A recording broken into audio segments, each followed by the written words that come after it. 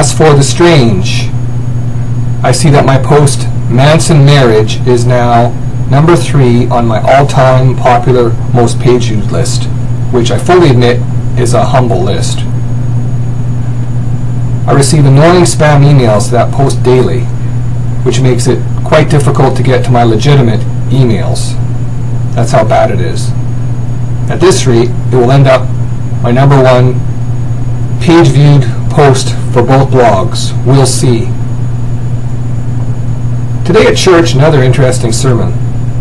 The pastor was speaking of the context of Matthew 5:27 to 32, in particular verse 32 from the NASB.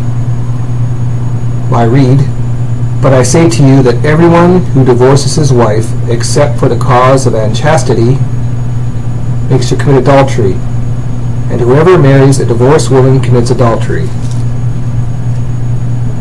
So he took a rather plain literal interpretation of that, which in that context I believe is the correct interpretation. The scripture is tough on divorce. Jesus was tough on divorce. But that's not really the point of my post. The pastor has some interesting stories. He states when new couples arrive at his office for premarital counseling, that when he asks each person what's the number 1 quality of the other person whom they wish to marry. Now this is his words. He states, the man usually states, "Oh, she is hot." And then when he asks the woman, she states, "He has nice abs."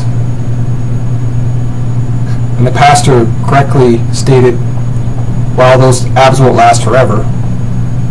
And he was nice, and he didn't state, well, the woman won't be hot forever, but both are true, more often than not. The pastor stated, there is often no commentary from either person on the fact the most important thing should be the person is godly and trusts in the God of the Bible and Jesus Christ. And the second most important thing he listed was that the person should have a job, in particular the man. He's still taking a traditional view that the man should have a job and the other person should have a job. So I pondered on this in light of my own situation, and I thought that explains a lot. In my life experience in regard to trying to work out this issue in Metro Vancouver, and of course I obviously trust in God and Christ foremost, although imperfectly, and I also have always worked or been a student that wanted to work with that in education. Then I think again, this is church people he's talking about, not secular people of the world. And again I state, from his story, that explains a lot.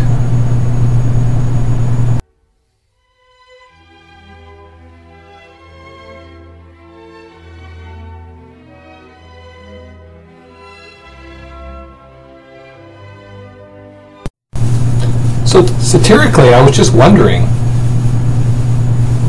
a very muscular Christian guy with 12-pack abs, and I'm not talking from drinking too much beer or soda pop,